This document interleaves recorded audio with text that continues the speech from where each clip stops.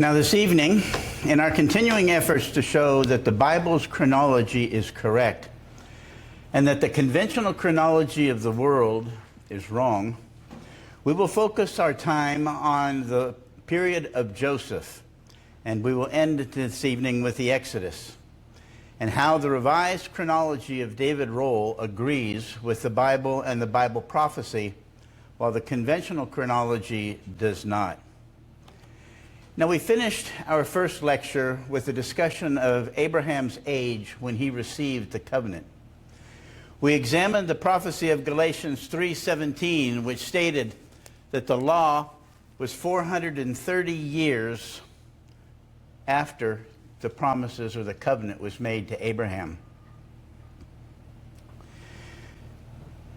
And we've seen before that the Bible chronology demanded that the law of Moses was given in 1495 BC, in the third month of that year. And that was the same year as the Exodus. The Exodus had taken place in the first month.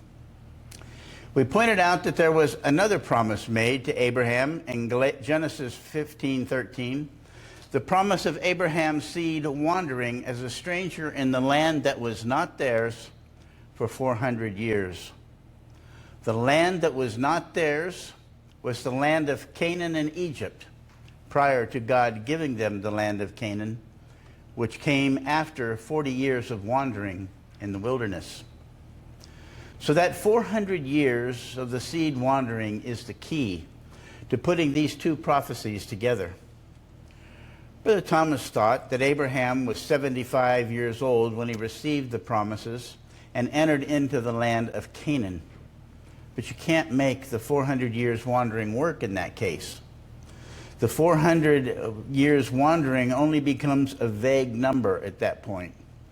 And if you look at Brother Thomas's chronology, called Chronicon Hebraicon, you'll see that Brother Thomas felt that the 430 years of Genesis and the 400 years ended at the same time with the Exodus. But that can't be. For the 40 years that the children of Israel spent in the southern deserts is specifically referred to in the Bible as a time when they were wandering. We see this in Psalms 107:4. They wandered in a wilderness in a solitary way. They found no city to dwell in. Remember also that the promises that was made to Abraham that his seed would wander 400 years, but that they would then come out in the fourth generation. In the fourth generation, they would come out and go into the land. If Brother Thomas is right, then the generation has to be 50 plus years. Now, I don't say that to be critical of Brother Thomas, but to make this point.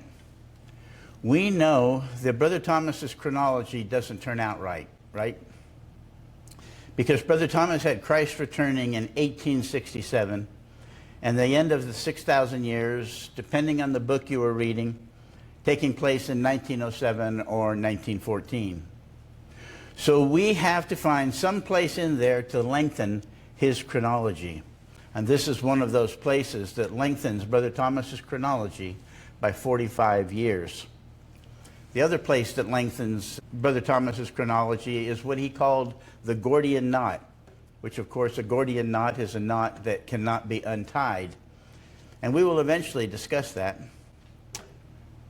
Now, Brother Thomas called 1 Kings 1:6 the Gordian knot, because it clearly stated that it was a 480-year period of time from the 4th of Solomon to the night of the Exodus.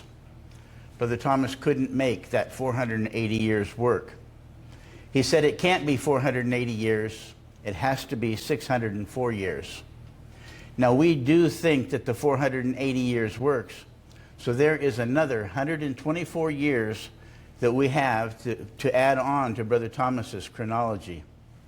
So between those two things alone, we're adding 169 years to Brother Thomas's chronology. And that alone takes us up to 2076 as the end of the 6,000 years. And we have found a few other things to differ on along the way, mostly having to do with the way that dates are counted. We use mostly ascension dates in our chronology, while Brother Thomas used actual or renal dates. It's easy to show that all the ancients used ascension dates. Ascension means that you count without a year zero. If you rule for 1 day, you rule for 1 year. Think of it this way. If you asked me how old I am, I would answer, I'm 73. That would be renal years. I've completed 73 full years. But if I were living in Bible times and you asked me how old I was, I'd answer, I'm in my 74th year. And that would be ascension years. And that slightly changes how things are dated by between 1 and 2 years when we look at the various prophecies. Now, dating with the 400 years of wandering, as we discussed, means that the children of Israel were actually only in Egypt for 164 years. And that makes perfect sense. As the prophecy said, they would come out in the 4th generation. That would be after 160 years, a generation being 40 years. The Exodus takes place in 1495.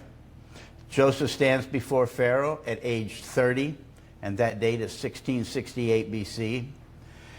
And that comes out to 164 years in Egypt. And I always thought I was probably 4 years off there because they come out in the 4th generation, and God usually has it perfect to 160 years. Now, do Christian archaeologists believe that Israel was in Egypt for all of the 430 years that Genesis testifies they were? Yes, almost all Christian archaeologists believe that Israel was in Egypt for all of the 430 years.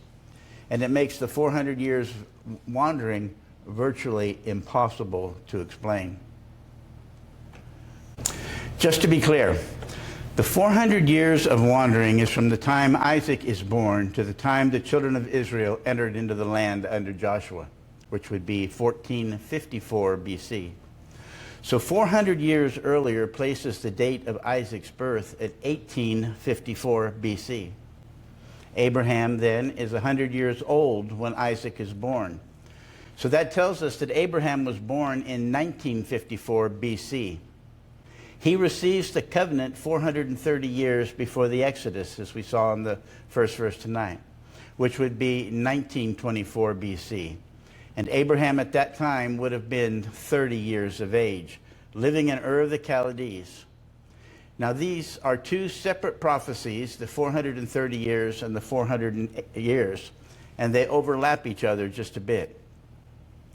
So why do Christian chronologists want to use the 430 years for the time the children of Israel were in Egypt?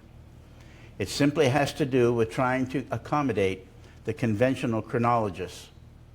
Conventional chronologists place the 12th and the 13th Egyptian dynasty in the 1800s BC. It would be about the time of Abraham.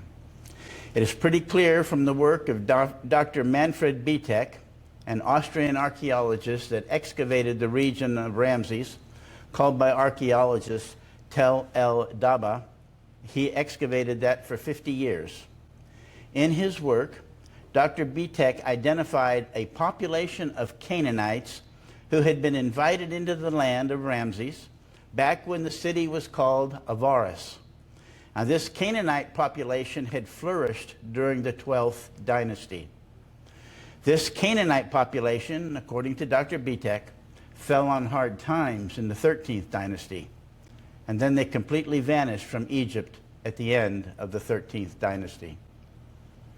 While Dr. Bietek would never admit that the Canaanite population he excavated were Hebrews from the land of Canaan, it is pretty obvious to any who is not unreasonably hostile to the Bible that it was.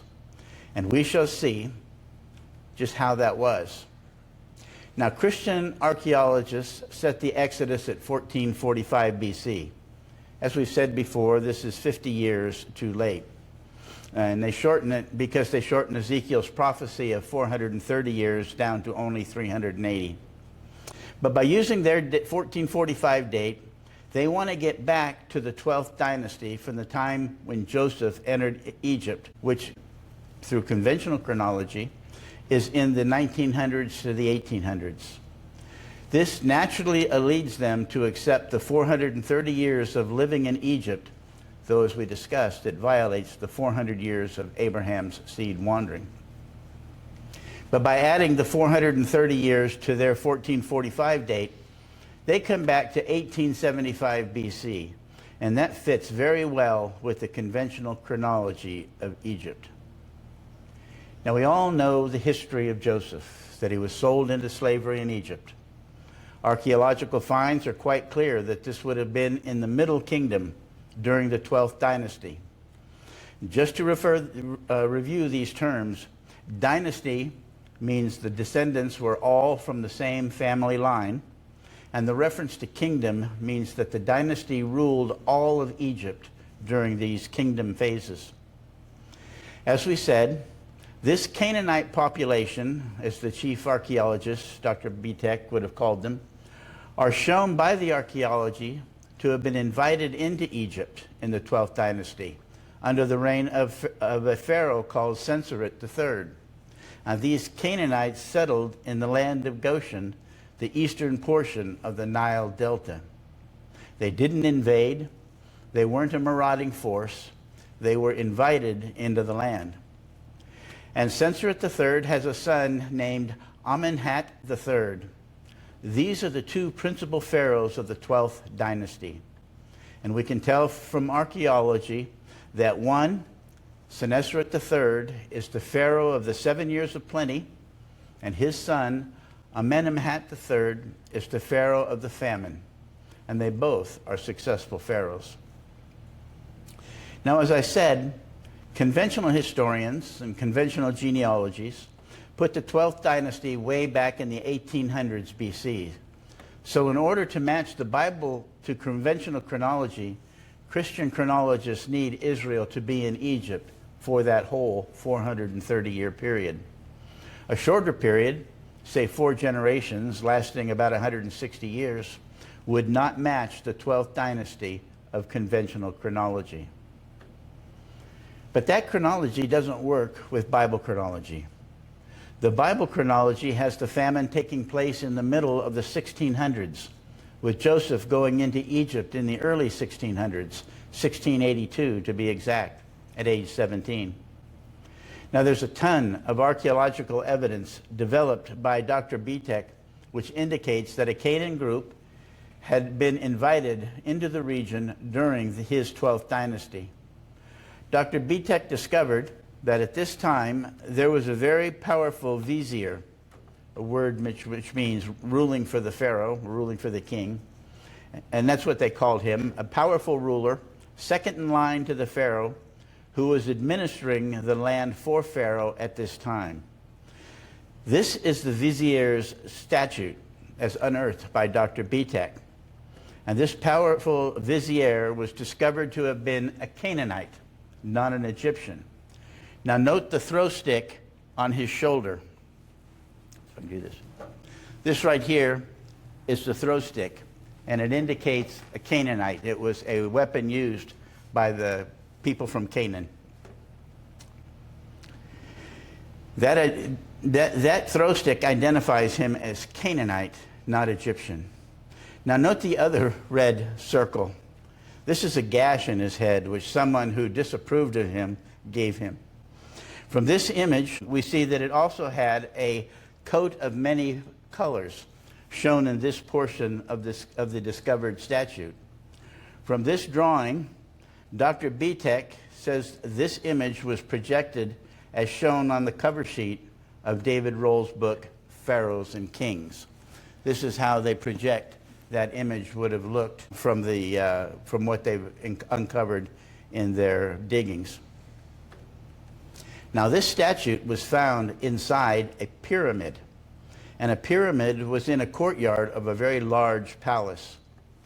It is nowhere seen in this time of Egypt that anyone, except the pharaoh and his queen, had a pyramid raised to them. So again, that shows how remarkable this vizier had to be. Now, as we said, this pyramid was located in a courtyard of a splendid palace. This is Dr. Bitek's drawing of that palace he excavated.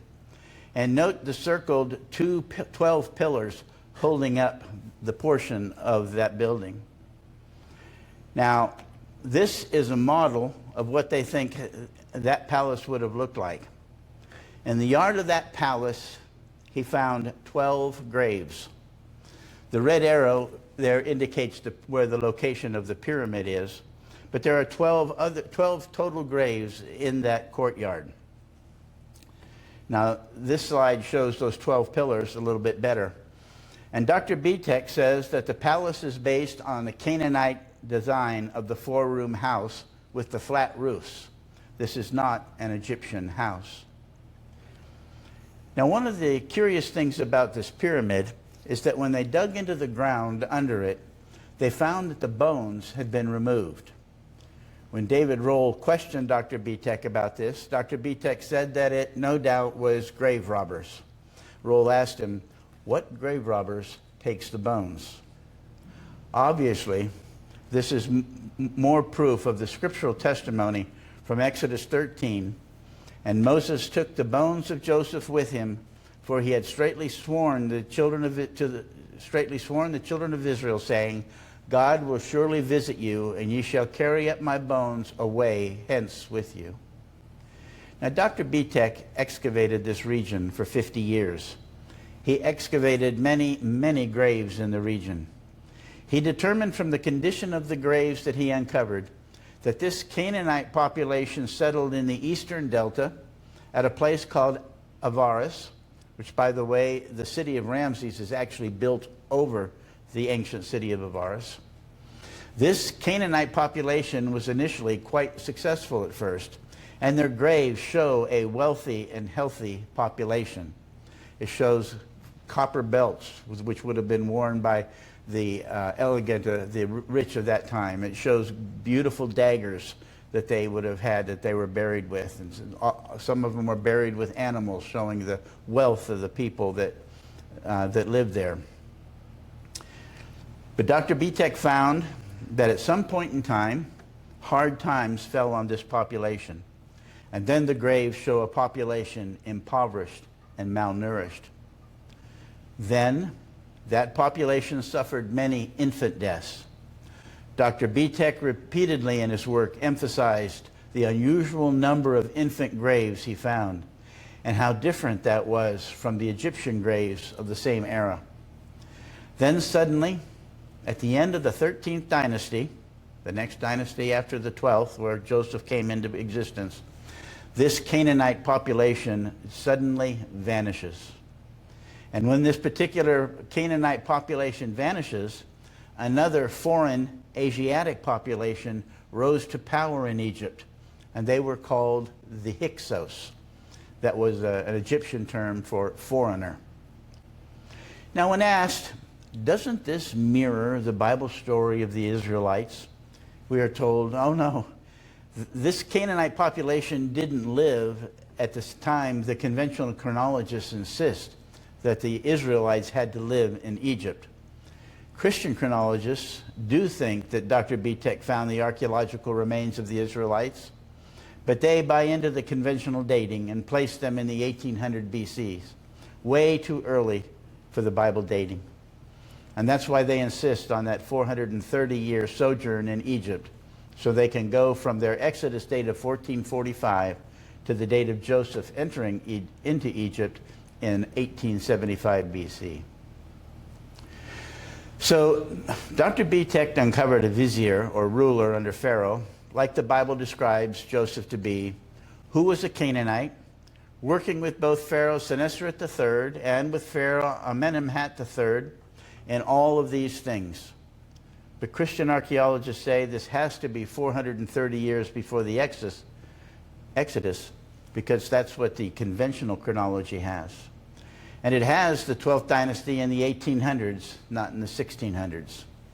So when the Christians, using conventional dating, decide that the Exodus was in 1445 instead of 1495 like the Bible requires, they add 430 years to that, and they come back to the start of the 1800s, which agrees with the 12th dynasty as dated by conventional dating, and so it all makes sense to them. But David Rohl, who we've discussed before and who's written a different chronology, a shorter chronology, has shown that the 12th dynasty was in fact in the 1600s, just as the Bible requires. Now Rohl, like Dr. Thomas, has the Israelites in Egypt for 215 years, the 430 starting when Abraham enters the land of Canaan at age 75. Instead of starting Abraham's sojourning when he was 30, living in Ur, they both started when he was 75, when he left Ur, just before entering, or just as he was entering the land of Canaan. But as I pointed out before, this makes the 400 years of Abraham's seed wandering and the coming out of Egypt in the 4th generation mathematically impossible. So why does Rohl date the 12th century to the 1600s and not the conventional date of the 1800s? It's not because the Bible does. It's because of the way he shortened his third intermediate period. This is the chart we showed you previously when we discussed Rohl's revised chronology. He shortened the intermediate period down by 200 to 300 years. So this is the Dark Ages that exist in all the ancient histories of conventional chronology. But now when you remove those periods, you remove all those times from Egyptian chronology, you shorten all the related chronologies. You bring them all to an earlier date, or to a later date, actually. But that Rohl is correct in making this judgment is shown by the astronomical work of a man named Dr. David Lipham of Britain. Dr. Lipham has a PhD in astronomy, and he came up with the proof that the 12th dynasty was in the 1600s, not in the 1800s. You know, astronomers can map out the sky concerning when things like eclipses will happen and where the stars will be on any given night at any point in time. They can do so into the future, like we all recently experienced with the total eclipse here in Texas. But they can also do such with the past. Now, archaeology has discovered 38 astronomical recorded events that occurred during the reign of Sennacherib III in the 12th dynasty. And said if you place the 12th dynasty in the 1800s, as conventional archaeologists do, roughly half of the astronomical events occurred when they should have. 50% of the astronomical events occur when the conventional archaeologists say they should have occurred. Now, Dr. Lipham said, and I'm not an astronomer, so I'm just repeating what he says, but he says that if you take any time in history and look for astronomical events, roughly 50% of the astronomical events will be accurate, because these astronomical events are always repeating themselves over and over again over time. Eclipses of various kinds come on various schedules. All of these events in the sky are happening repetitively. Well, if you consider the astronomical events of Sennacherib's reign in the 12th dynasty into the 1800s, then 54% of the events of the 12th dynasty happen. So that means that that's an entirely random period of time. But if you move these events to the 1600s, Dr. Lipham found out that then 97% of them accurately occur, and that the two that are off by only 1 day. This is absolute proof that Rohl's chronology, at least on this point where it agrees with the Bible, is preferable and accurate. The point is that astronomically speaking, the events of the 12th dynasty line up to the 1600s, not to the 1800s. And that's consistent with the Bible's chronology, though it goes very much away from what the world's conventional chronology would require. Now, I would argue that there is another major indicator that the events concerning the famine occurred in the 1600s BC. I'm sure some of you have heard me talk about the volcanic eruption of Thera, the largest volcano. It's the largest volcano that they know about in recorded history. All the time, volcanologists, or those who study volcanoes, are increasing the size of just how big Thera was. It was huge. Mount St. Helens, they currently estimate, put 3 cubic miles of dust into the air. And it cooled temperatures in the local area, doing a lot of destructive things to agriculture in that region. But it was very local. This is, oops, I'm going back one. This is what they think Thera looked like before the volcano. Note the large island in the middle and the almost round outring with only one opening. It was actually in ancient times called Strongeli, the round one. This is what it looks like now. Note how the island is almost gone, and the west side has disappeared with 2 openings. The estimate right now is that Thera put 80 cubic miles of dust in the atmosphere. Remember, we said Mount St. Helens put 3 cubic miles of dust into the atmosphere. This volcano is estimated to have put 80 cubic miles of dust into the atmosphere. And it still would have been influencing the climate 10 years after the volcano. Now, this is a cooling pattern that estimated the cooling pattern of Thera. This dark blue area here, circled in red, is where the world would have been cooled the most by the action of the volcano. And you can see that's directly over Israel and Egypt. And of course, when the earth cools, then crops don't grow. And so that's one of the things that sets up a famine. But if we match Bible dates up, the eruption of Thera matches perfectly the beginning of the 7 years of famine. And volcanoes do that. They create these cooling patterns, and they create famines. The carbon-14 dating for Thera showed that the Bible date of 1660 BC for the start of the famine, that would be the 8th year after Joseph stood before Pharaoh at age 30, that would fall within the framework of a 95% probability of when Thera occurred. Now, the conventional data has been trying to move the date of Thera a little bit earlier into the early 1600s and the mid 1500s due to the reading of tree rings and ice cap meltings. And the carbon-14 data that they now have, they call it recalibrated. It's just fudging. They moved it to a slightly earlier date. But the actual carbon-14 data itself still indicates a mid-1600s eruption. Now, another interesting thing that David Rohl found out about this famine concerns the flood levels of the Nile. This right here is from Rohl's work, and it shows an ancient record of flood levels, which was being made in the reign of Amenemhat III, the pharaoh of the famine. The flood levels of the Nile were being recorded in Amenemhat's time and a little bit before.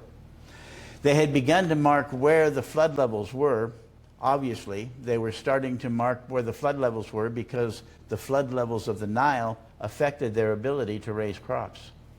Too little flooding or too much flooding, and the crops would be poor. And so around 1680, the Egyptians began measuring flood levels from year to year. Now, if we look at the 1668 BC, which is that area circled in red, it's obviously not complete. The records at the Semna there were not complete. But this was when Joseph first appeared to Pharaoh and interpreted his dream. And we see that the flood levels increased above average. And that would have resulted in a bumper crop.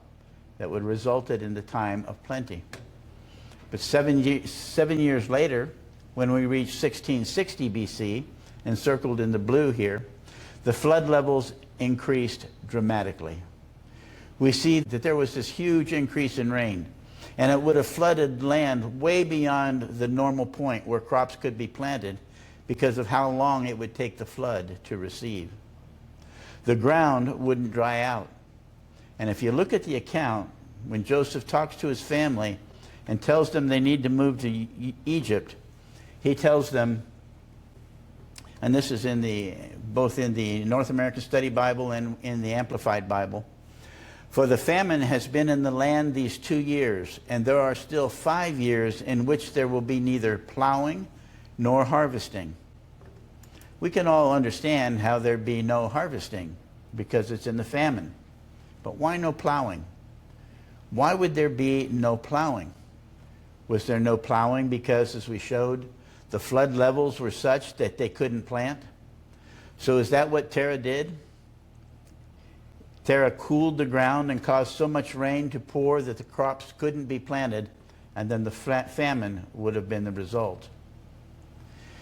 Now there's another curious archaeological fact related to this time frame, and that is the 12th dynasty, and that's the creation of the Fayum Oasis. The Fayum Oasis is circled here in red, and you can see there's a canal coming off called the Bar Yusuf that comes out and feeds that Fayum Oasis. The Fayum Oasis is a giant lake, artificially created in the middle of the Egyptian desert, whose purpose it was to remove excess water from the Nile in years when the rains are too heavy for crop production.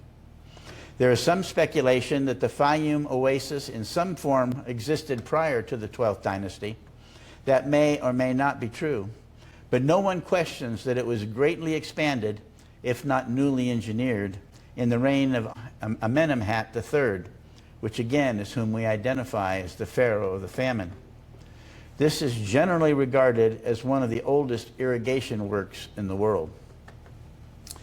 There is, as I pointed out, a canal that runs from the Nile, where the excess water is diverted, across the desert into the Fayum Oasis. And that canal, indicated by the red arrow there, has been from antiquity called Bar Yusuf, which translated means the Canal of Joseph. The purpose of this irrigation project is to siphon water off the Nile when the water levels of the Nile are too high. That exactly matches what was happening to cause the famine of the 7 years. And Pharaoh Amenemhat III was so engrossed with this project that he had a major building project built along this waterway. There is so much evidence of Joseph in Egypt that it's truly amazing how biased conventional archaeologists have to be not to recognize it. They found his palace, which curiously is held up by 12 pillars. In the courtyard, there are 12 graves, and one grave had a pyramid and a statue in it. And that statue is of a Canaanite vizier, a ruler, second in command under Pharaoh. And curiously, he had been painted with a coat of many colors. And when they excavated his grave, they found that the grave had been dug out and the bones had been removed. Other grave items were in the grave, but no bones. The lead archaeologist who led this excavation said the grave robbers had taken the bones. As we said before, Roll asked him, who ever heard of a grave robber stealing bones and leaving artifacts? But like we say, the conventionalist folks placed this way too early and deny the existence of Israelites in the land, so they cannot see what their discoveries actually mean. We now come to the question of who was the Pharaoh of the Exodus. It's always an interesting one, and there's plenty of YouTube channel stories about it. As we have said, in the world they have Ramses II, probably the most successful Pharaoh of Egypt of all time, being the Pharaoh of the Exodus. He ruled for 66 years, and he had an incredibly wealthy kingdom. Ramses fought the world's greatest empires, and at least he fought them to a draw if he didn't defeat them. Curiously, Ramses' war victories show a victory over Shalem, Jerusalem, as he marched through the land of Judah and Israel.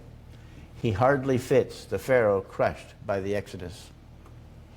The Christian archaeologists correctly reject the conventional views, but believe it was either Thutmose III or his son Amenhotep II. These are two more of the most successful, richest, and most powerful pharaohs, only they're of the 18th dynasty, where Ramses was of the 19th.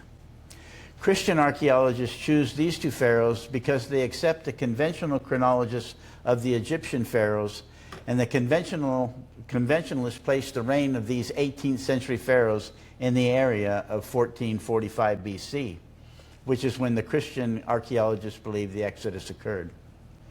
So while they reject the traditional teaching that Ramses was the pharaoh of the Exodus, they accept the conventional ideas for the general dating plan, which gives them just as unreasonable conclusion as those who say that Ramses was the pharaoh of the Exodus. Whether it was Thutmose III or Amenhotep II of the 18th dynasty or Ramses of the 19th dynasty, nothing about them matches what the Bible says about the pharaoh and the result of the plagues. Perhaps the most importantly, the one thing which seems pretty clear from the scriptures is that Pharaoh dies in the Red Sea. We saw that in our last lecture, but to emphasize that point again, we read in Exodus 15 and 19, "For the horse of Pharaoh went in with his chariots and with his horsemen into the sea, and the Lord brought again the waters of the sea upon them, but the children of Israel went on dry land in the midst of sea." The horse of Pharaoh went into the sea. Now this was a big deal in Egypt. In Egypt, the Pharaoh had to lead all the battles. When Thutmose III made his invasion, a famous war which was recorded when he fought at Megiddo, he was able to defeat Megiddo fairly easily by surprising them, because he took a path that the defenders of Megiddo didn't think he would take. A path where his whole army had to be narrowly confined in a very narrow spot where it would be very easy to pick the Egyptians off one by one. This can lead to disaster, as Xerxes found at Thermopylae when Persia invaded Greece. Thutmose III went at the head of his army as he led the men through that dangerous pass, because that's what pharaohs did in Egypt. They were the first one in the battle. And so when we read the horse of Pharaoh went in with his chariots and with his horsemen into the sea, that is probably exactly the order of what happened. And then God brought the waters of the seas upon them. So these verses show that this Pharaoh, whoever he was, didn't survive the battle. And so it couldn't have been Ramses, who goes on to greatness, or Thutmose III, who likewise goes on to greatness, or Amenhotep II, who inherited Thutmose's greatness. The Pharaoh that David Rohl decided it was, and his explanation is probably as good as any, is a guy named Dudimos. This guy named Dudimos is an insignificant pharaoh at the end of the 13th dynasty, and his Greek name was Ptolemaeus, and Rohl judges him as the last pharaoh of the 13th dynasty. Manetho, the Egyptian historian that the Greeks relied on to write the Egyptian history when they ruled Egypt under the Ptolemies, said this about the reign of Ptolemaeus. "In the time of King Ptolemaeus, God was displeased with us. I don't know why. And a blast of God smote us." And this was quoted by Josephus, as Manetho's work does not survive. So that's one of the principal reasons why Rohl chose him for the role of the Pharaoh of the Exodus. He fits the time when the Exodus occurred, which would have been at the close of the 13th dynasty.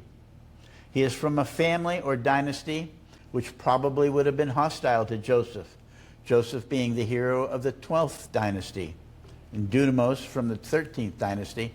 No doubt there was family conflict.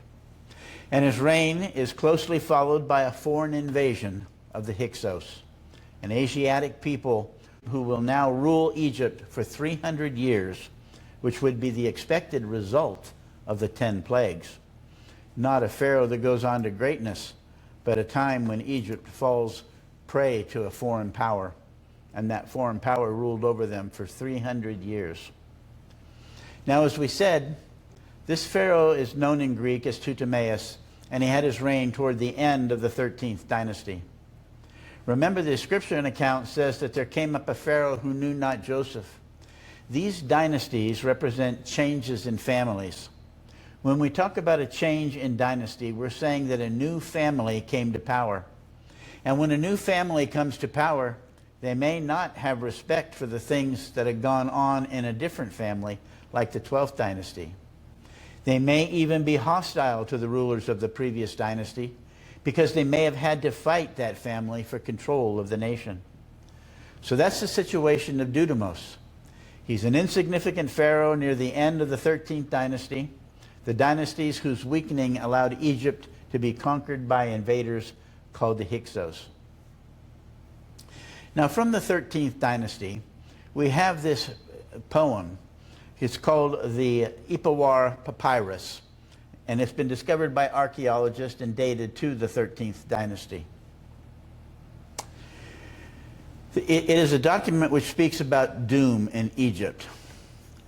These are the sayings that are in the papyrus, and there's more to this in the Ipawar Papyrus, but these are the sayings that I thought were significant. It says, "Indeed, the river is blood, men drink of it. Indeed, the land is darkness, it receives no light from the sun. Indeed, gold, lapis, lazuli, silver are on the necks of the maidservants." That sounds like the plundering of Egypt that the scripture speaks about.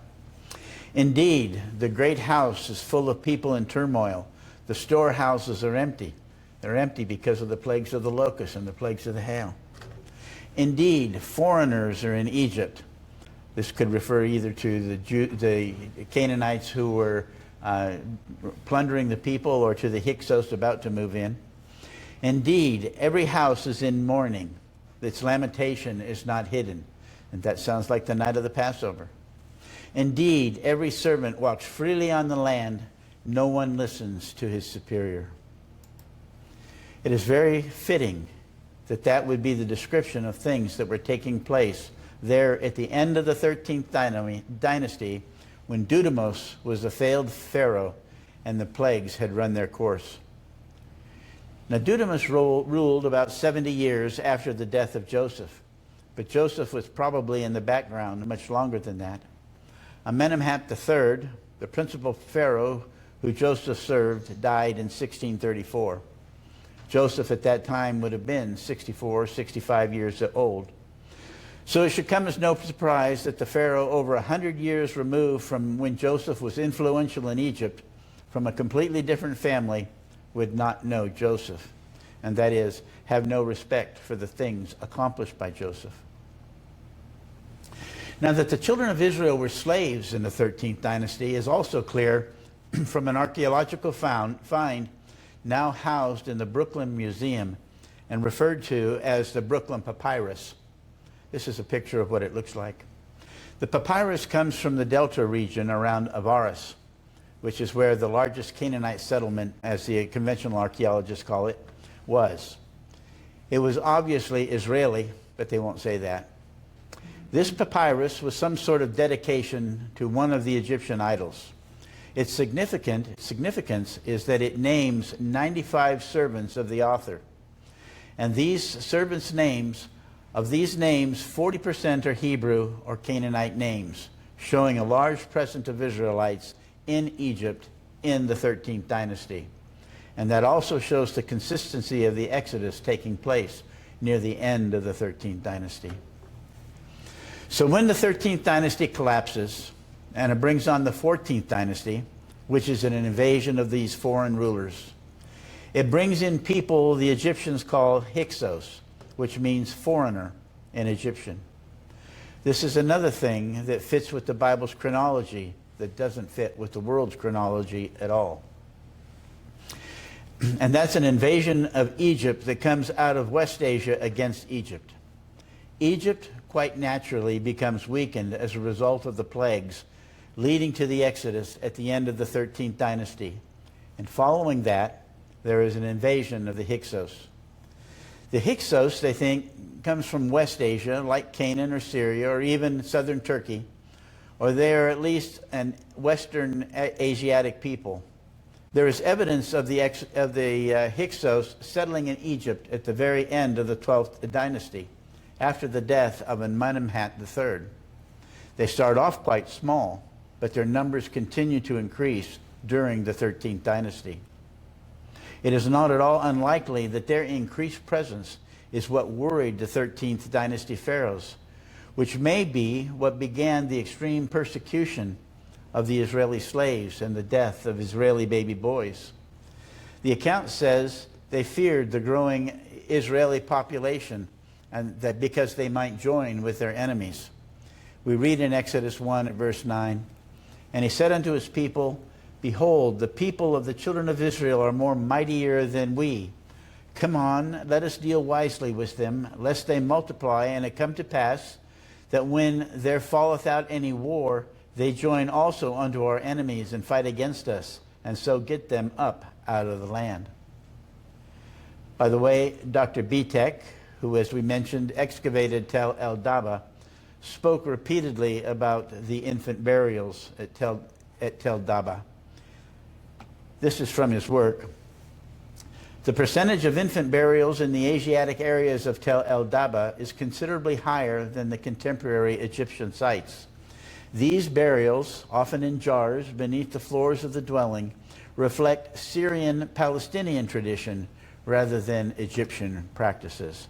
In other words, those practices came out of the land of Canaan.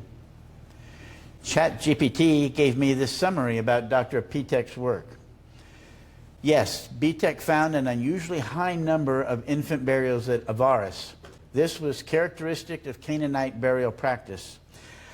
These graves were not Egyptian in style or proportion. Bitek does not link them to biblical events, but the archaeological pattern is clear. Perhaps the Egyptians worried that if the Hyksos rebelled, which ultimately they did, the Israelites might join with them, since they all would have appeared to have been Asiatics to the Egyptians. The death of the infants were intended to stop the Israelites from joining with the Hyksos. In any case, the events of the end of the 13th dynasty ended with the Hyksos in charge and the start of the 14th dynasty. Rohl ends the 13th dynasty with the Exodus. Now, Rohl follows Christian chronologists for the datings of the kings of Judah, so he places the Exodus at 1447 instead of the scripturally designated 1495. In our chronology, we place the end of the 13th dynasty at 1495, the Bible's date. The Hyksos then ruled during the rest of what's called the Second Intermediate Period in Egyptian history. The 14th and 15th dynasties are Hyksos, not Egyptian families.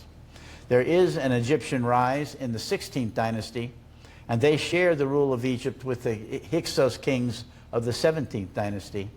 So the length of the Hyksos rule is quite long, beginning with the Exodus in 1495 and extending to the rise of the 18th dynasty, when true Egyptian kings take back all of their country. And that also begins the New Kingdom phase of Egyptian history at the end of the 1300s or perhaps the start of the 1200s. We see then, consistent with the Bible's chronology, the Exodus wrecked Egypt for 300 years, bringing them under the control of foreigners called Hyksos, rather than having made the pharaohs of both conventional and Christian archaeologies rich. Thank you.